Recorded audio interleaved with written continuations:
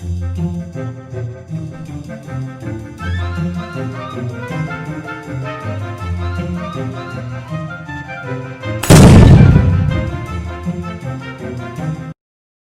Students, आज हम जो टॉपिक शुरू करने जा रहे हैं वो है रियल और नॉमिनल जीडीपी। इससे पहले लास्ट सेशन में जो हमने टॉपिक कवर किया वो थे 8 डेफिनेशन ऑफ नेशनल इनकम।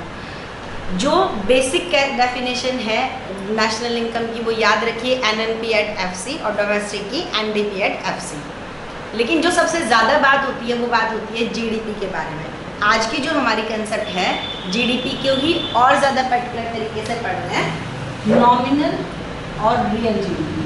अब ये नॉमिनल और रियल जीडीपी क्या है ये समझिए।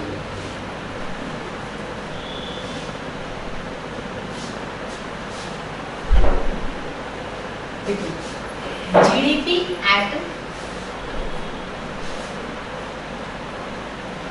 करंट ईयर प्राइसेस,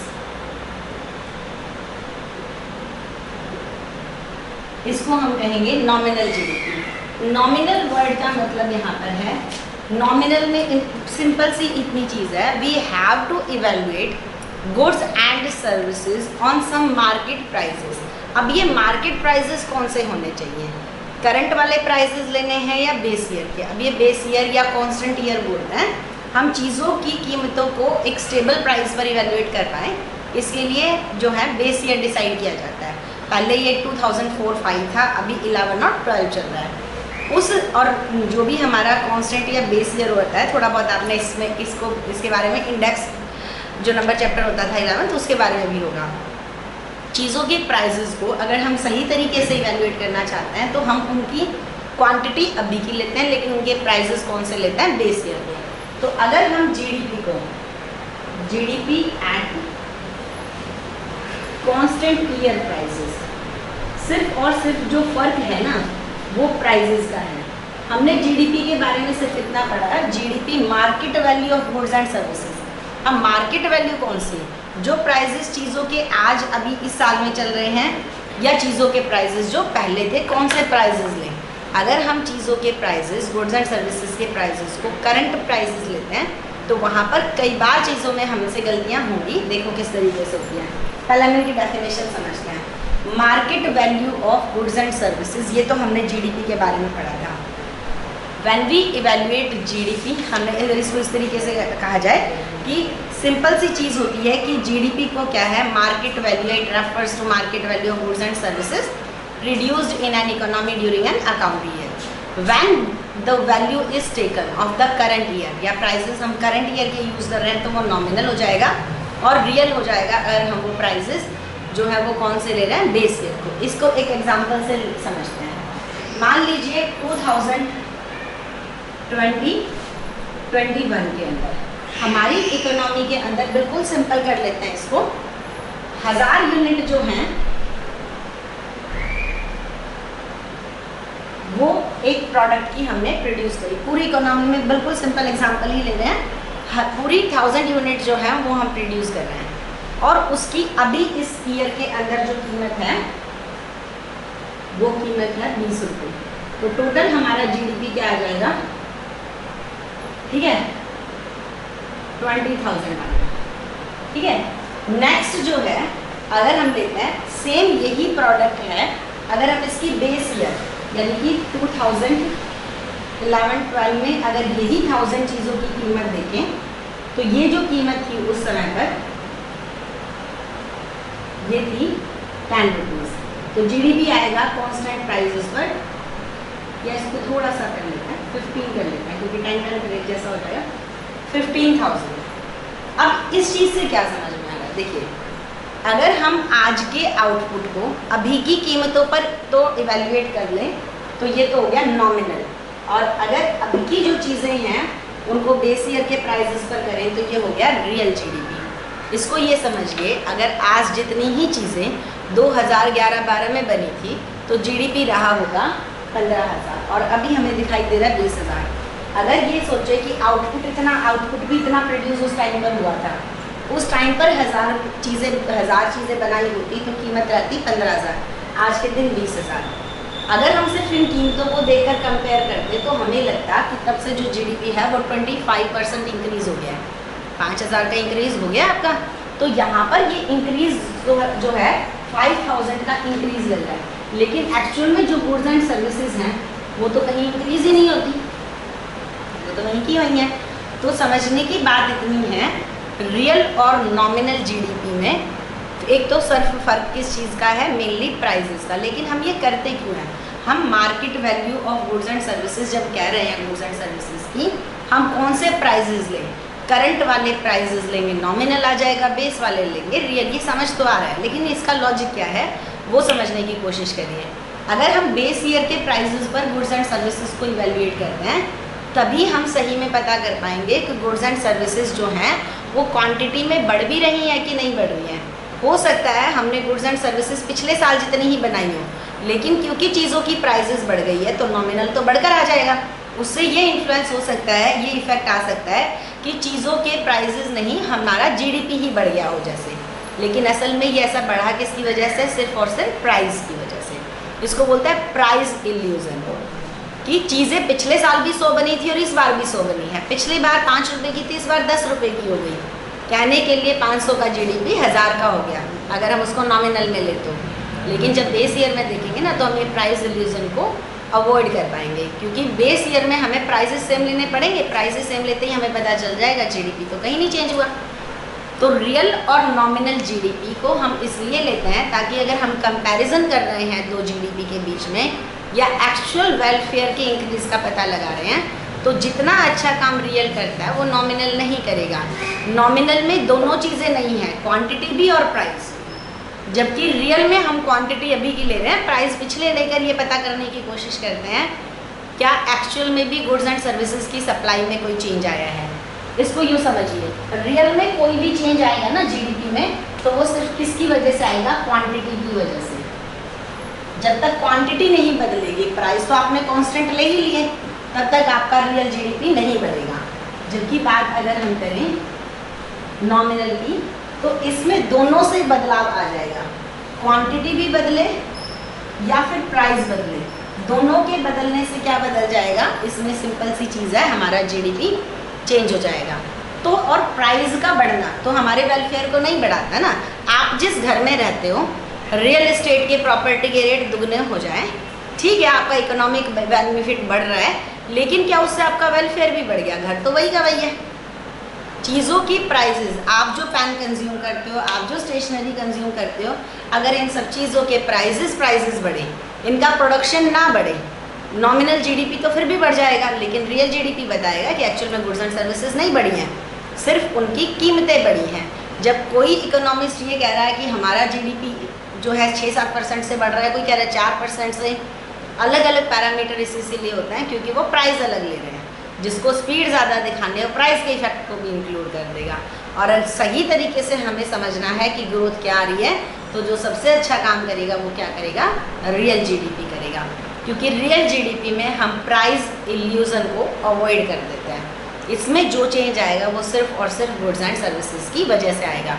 तो कंपैरिजन में हमें यही लिखना है, when we evaluate GDP at current year or prevailing year prices, that is called nominal GDP, and when we evaluate GDP at constant year or base year prices, एक ही बात है, then it is called real GDP. Real GDP changes only when there is change in actual quantity of goods and services. But nominal GDP change when there is change in quantity as well as change in prices. So price illusion is avoided or neglected in real GDP, जो बहुत ज़रूरी है। और actual welfare हमारा चीज़ों की quantity से affect होता है, उनके प्राइसेस से नहीं। आप पिछले साल भी वही 2 पेन लिए और इस बार भी 2 पेन, पिछली बार वो 2 पेन आपको 50 रुपये के आए, इस बार 100 रुपये के आ गए। अगर हम कहें वैल्यूएशन के हिसाब से दुगनी स्टेशनरी आपने यूज़ कर दी, लेकिन एक्चुअल में तो वही 2 चीज़ें हैं, वेलफेयर तो उतना का उतना ही आया। तो अगर हमें सही में ये पता करना है कि प्रोडक्शन की वजह से हमारा वेलफेयर इंक्रीज हुआ कि नहीं हुआ, तो हमें नॉमिनल नहीं रियल जीडीपी पढ़ना पड़ेगा। तो रियल जीडीपी और नॉमिनल जीडीपी, जब भी आप जीडीपी के डाटा देखो, एक कोशिश करिए ध्यान से देखने की ये नॉमिनल है या रियल है। अगर नॉमिनल है तो हो सकता है कि सिर्फ प्राइसेस बढ़े हों, क्वांटिटी बढ़ी ही ना हो, कई बार तो ऐसा हो सकता है कि क्वांटिटी उल्टा कम हो गई हो और सिर्फ प्राइसेस बड़े हों, और बड़े हुए प्राइसेस के कारण वो चीज़ें हमें लग रही है कि ज़्यादा पहले से प्रोड्यूस हुई हैं, लेकिन क्वांटिटी का बढ़ना अलग है और प्राइसेस का बढ़ना अलग है। नॉमिनल इन दोनों के चेंज को ले लेता है, रियल में प्राइसेस के चेंज को हम नहीं लेते हैं। एक चीज़ होती है, कौन सा रियल और नॉमिनल जीडीपी में से कौन सा ज़्यादा रिलायबल होगा, किसको हम ज़्यादा कंपेयर करने के लिए, कंक्लूड करने के लिए ठीक मानेंगे? नो डाउट रियल, क्योंकि ये प्राइसेस के इफेक्ट को जो है वो नलीफाई कर देता है, ख़त्म कर देता है। अब दूसरी चीज़ है, अगर हमें नॉमिनल दिया हुआ है तो रियल कैसे निकालें, रियल दिया है तो नॉमिनल कैसे निकालें? इसके लिए जो हमें एक टूल की ज़रूरत होगी वो होता है जीडीपी डिफ्लेटर। ये भी आपका एक अलग से टॉपिक है, बहुत इंपॉर्टेंट, नॉमिनल और जीडीपी डिफ्लेटर के ऊपर।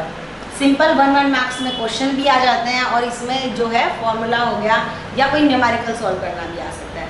पीछे बल्कि एक्सरसाइज में जो न्यूमेरिकल दिए हुए हैं इस चैप्टर के, सभी नॉमिनल से रियल, रियल से नॉमिनल पर जाने वाले हैं।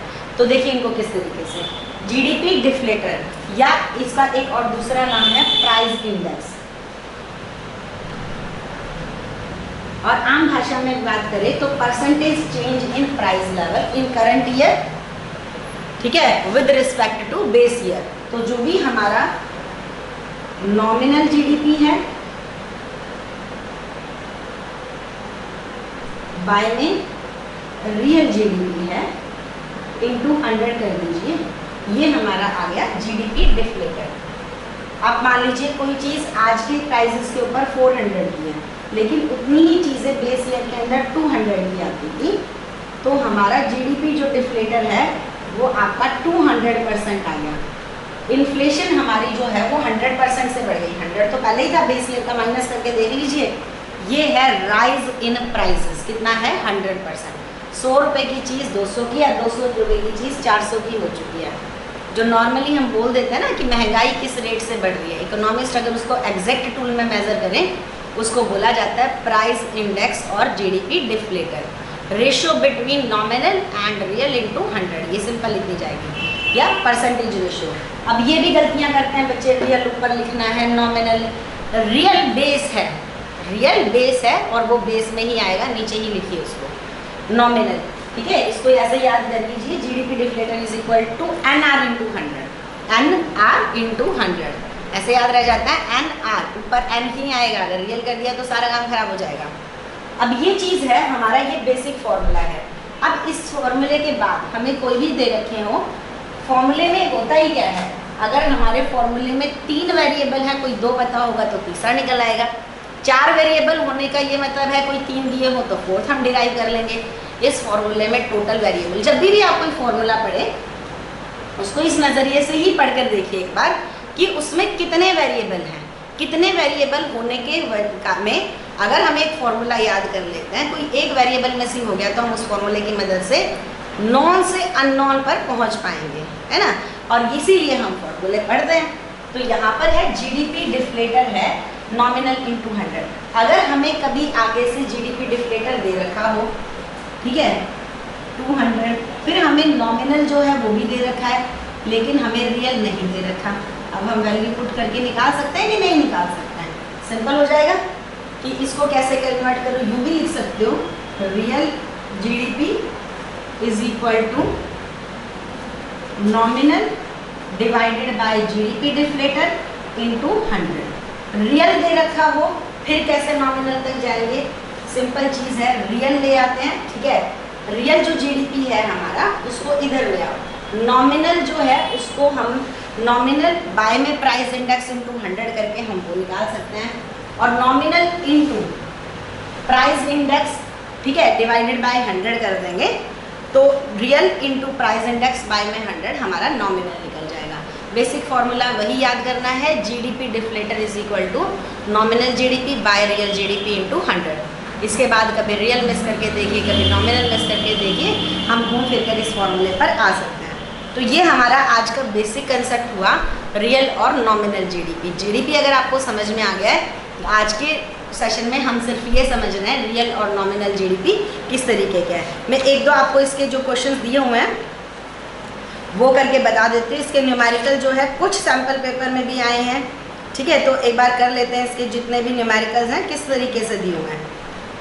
है सिर्फ इतना ही कि हमें कभी रियल दे रखा है और कभी नॉमिनल दे रखा है, या कभी प्राइस डिफ्लेटर जो है वो दे रखा है। हमें जो भी नॉन वेरिएबल है फिर वहाँ से अननोन पर पहुँचना है। जैसे इसका एग्जांपल लें, if real GDP is 500, real GDP दे रखा है 500, प्राइस इंडेक्स जो दिया हुआ है 125 दिया हुआ है। अब हम क्या करेंगे, रियल दे रखा है, प्राइस इंडेक्स दे रखा है, बस फॉर्मूले में चेंज करना है। रियल बेस में होता है इधर price index, real into price index bye में 100 कर दीजिए, बस आ गया आंसर। इतने ही सिंपल है। तो 500 इंटू 125 बाय में 100 हो जाएगा, वही इसका आंसर हो जाएगा। पहले से शुरू करते हैं। रियल जीडीपी जो है वो है 200, प्राइस इंडेक्स है 110। Calculate nominal GDP. Real GDP हमारा फॉर्मूला N/R, ठीक है, इंटू 100 किया था हमने जीडीपी डिफ्लेटर। अब क्वेश्चन में क्या दिया है, रियल जीडीपी आगे से दे रखा है, तो real GDP into price index bye में 100 करके आपका क्वेश्चन का सोल्यूशन आ जाएगा। 200 इंटू 110 डिवाइडेड बाय 100, इतना ही जाना है। थर्ड क्वेश्चन जिस तरीके से है, रियल जीडीपी दे रखा है 250, प्राइस इंडेक्स दे रखा है 120, फॉर्मूला वही की वही होगा, real GDP into price index bye में 100। कहने का मतलब है जितने भी न्यूमेरिकल है बहुत सिंपल से न्यूमेरिकल है, बस बच्चे जो गलतियाँ कर रहे हैं कॉमन, मैं वो बता देती हूँ कि कंसेप्ट हमारी याद करने के बाद भी, क्योंकि हम बहुत प्रिसाइजली बहुत ज़्यादा एक्यूरेटली नहीं चीज़ें करते हैं, जितना ज़्यादा डिटेलिंग से करोगे ना, बार बार मेहनत करने की और गलती होने की पॉसिबिलिटी ख़त्म हो जाएगी। हम फॉर्मूला पढ़ रहे हैं, हमें ये समझ में आ रहा है कि एक चीज़ साइड में है, दो चीज़ें ऊपर नीचे हैं, और एक तो इंटू 100 ज़रूर लगेगा क्योंकि परसेंटेज पर निकलते हैं प्राइसेस 100 के लेवल पर, है ना। दूसरी चीज़ है कि कौन सा वेरिएबल ऊपर है कौन सा नीचे है, ये गलतियाँ आप न्यूमेरिकल निकाल कर देखोगे तो आप समझोगे कि न्यूमेरिकल अगर हमने ठीक तरीके से निकालने हैं तो फॉर्मूला ठीक तरीके से पढ़ना ज़रूरी है।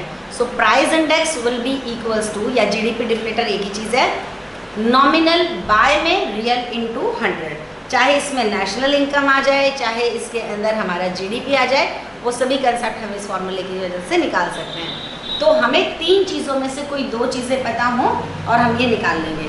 ये चैप्टर में सिर्फ हमारा एक टॉपिक रह गया और आज के लिए हमारा सेशन इतने तक ही ख़त्म करते हैं। बहुत छोटा सा टॉपिक था, न्यूमेरिकल है, इसकी प्रैक्टिस करिए और इस टॉपिक को साथ साथ क्लियर करिए, ठीक है। आज के लिए इतना ही करते हैं और इसको पढ़िए ठीक तरीके से और अपने एक्सपीरियंस शेयर करिए। Thank you.